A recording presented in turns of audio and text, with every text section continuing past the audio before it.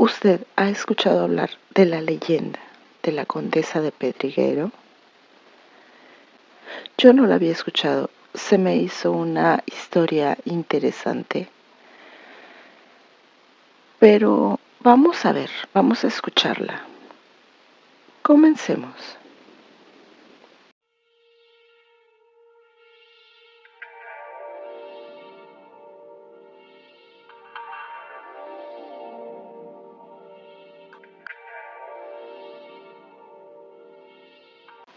La tarde terminaba. Comenzaba a dar paso la noche en la tierra de Magueyes, un lugar con profundo fervor religioso y una ejemplar veneración. Pasaban las últimas horas del Viernes Santo, la muerte del Redentor. Un hombre ingenioso y sencillo, llamado Pantaleón. Él volvía a casa, caminaba triste, melancólico, cabizbajo. Dejaba la ciudad atrás. Había cruzado el río Lerma. Estaba ya cerca de una antigua mansión. Pero antes de entrar en tan deteriorado caserón conocido como San Cristóbal, se sentó en una pequeña roca que estaba en la entrada. Había una nubosidad gris en el cielo, pero el calor era sofocante. El calor era asfixiante. Entre la fatiga y el bochorno, Pantaleón comenzaba a quedarse dormido. Solo que de pronto, así de la nada, una distinguidísima dama se le para enfrente. Su aspecto era de la alta alcurnia. Pantaleón se preguntaba quién podría ser aquella dama tan bella, tan rica y tan arreglada. Pantaleón no tenía idea de quién podría ser. Pero esa hermosa mujer era la condesa del Pedreguero. Al parecer, la condesa fue hija de un noble francés en aquellos tiempos tan lejanos de Luis XIV de Francia. Era una hija fuera de matrimonio, una hija bastarda. En aquellos tiempos, eso de ser bastardo era muy criticado, por así decirlo. Ella llegó hasta aquellas tierras con el séquito del duque de Albuquerque a principios del siglo XVIII. La condesa vivía con muchísimas extravagancias y locuras. La condesa era una mujer hermosa, muy coqueta y le gustaban muchísimo las aventuras amorosas. Esto la condujo a ser muy criticada, a ser el blanco de numerosos chismes. Fue una mujer que en su vida arrastraba las delicias de amores vergonzosos. La condesa un día abandonó la ciudad con todo y sus abundantes pertenencias, con todas las riquezas que tenía en la capital. Fue y se instaló en la hacienda de beneficio de San Cristóbal, en Gotera Sacambarro. Desde ahí, ella gestionaba sus inmensas posesiones, que por cierto no eran pocas. Sus posesiones se extendían desde el río Lerma hasta el río Balsas, pero sin importar sus riquezas y como todo ser humano, la condesa envejecía a todas luces. El tiempo seguía pasando.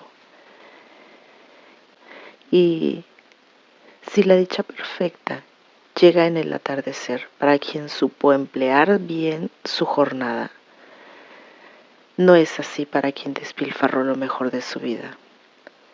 Llega con el declinar de los años un vacío y una gran soledad que no es fácil de llenar. Entonces la condesa empezó con la idea de buscar un marido. Pero ¿quién iba a casarse con ella? Y pues en una de sus muchas haciendas, ella encuentra a un joven alto, guapo, fornido, bien proporcionado, arrogante y muy diestro en las artes de torear y del azar. Él era hijo de padre español y de madre mexicana. Se llamaba Alfonso. A la condesa le parecía un hallazgo del cielo, tanto que decidió jugar con él su última aventura amorosa. Mientras todo eso pasaba por la cabeza de la condesa, el pensamiento de Alfonso volaba a Gambarro, ahí a un jacalito que estaba a las orillas del río Lerma. Ahí vivía una hermosa jovencita con la que Alfonso platicaba cosas de amor. Se llamaba María del Refugio. Para Alfonso, la condesa era una mujer apercaminada y ridícula, una mujer autoritaria y terminante, aunque de amor se trate. Un día, Alfonso salió de Pácuaro. Iba hacia Agambarro. Llevaba una importantísima carta de la condesa al señor cura. En esta carta, la condesa le suplicaba que arreglase a la mayor brevedad el matrimonio entre ella y Alfonso. Por supuesto que Alfonso ni enterado estaba de esta decisión. Ella había pensado hablarlo después con él, pero lo que la condesa no sabía era que Alfonso tenía otros planes. Él pensaba, de hecho, ya tenía planeado raptar a aquella jovencita con la que platicaba de amores, María del Refugio, y pensaba que después de raptarla la haría su esposa. Pues en aquellos tiempos así era muy común que se llevaran a la jovencita con la que se querían casar, pero se la llevaban primero y después se casaban, así era como conseguían el permiso. Cuando la condesa se enteró de todo aquello, es imposible describir su reacción, la reacción de ira, de rabia, de frustración, de humillación con la que ella explotaría. Se sintió humillada, se sintió burlada. En lo único que fue capaz de pensar fue en una venganza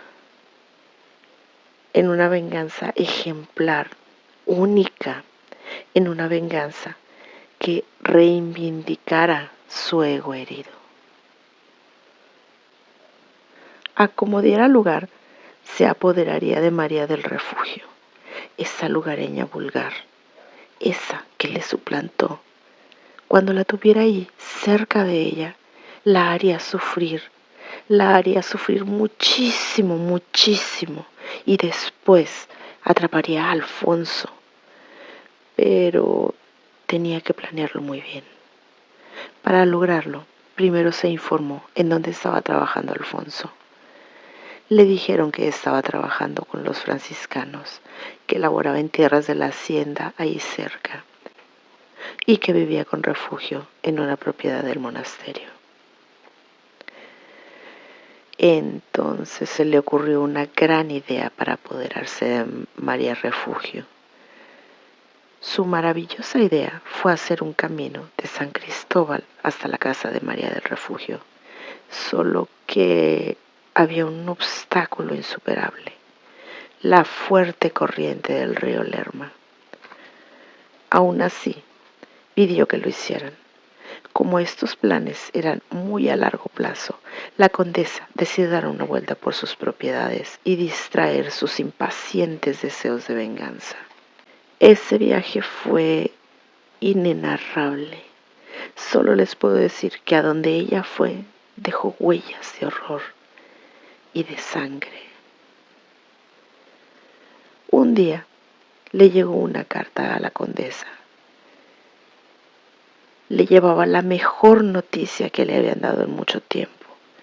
Le informaron que el camino subterráneo que ella pidió estaba terminado. Solo que al pasar unos cuantos días, la condesa enferma gravemente. y tuvo que guardar cama. Ella en ese momento estaba en Tuxpan, Michoacán.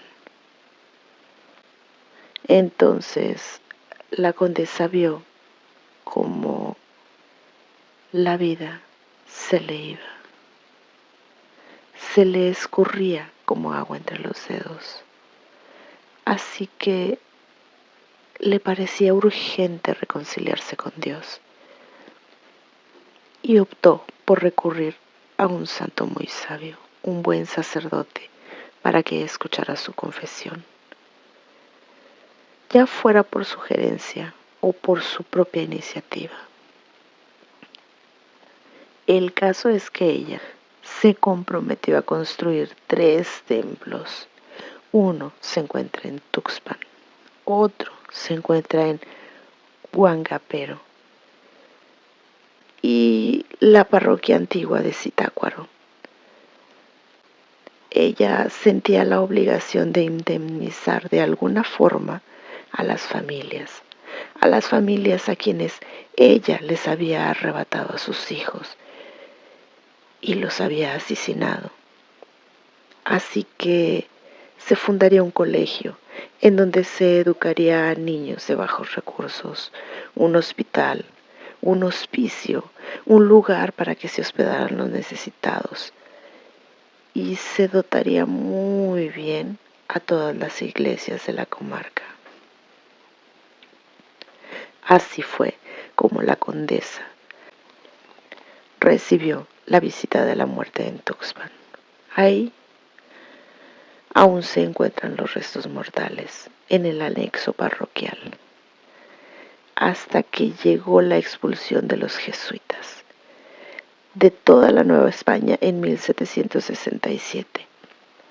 Como ellos eran los albaceas del testamento, nadie se encargó más adelante de cumplir los legados piadosos de la condesa.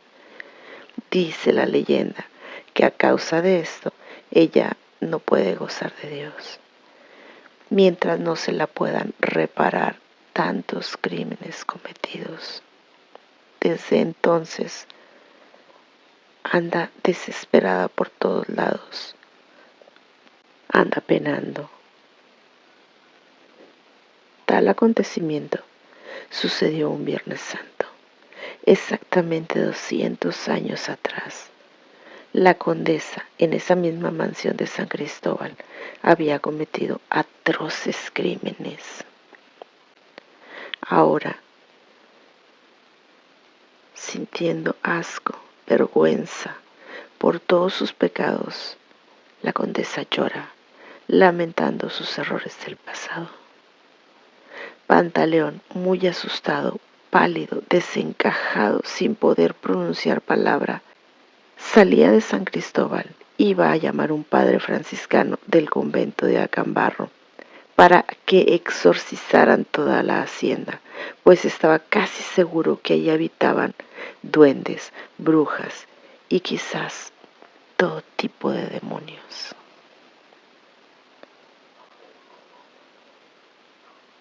Hasta aquí el video de hoy.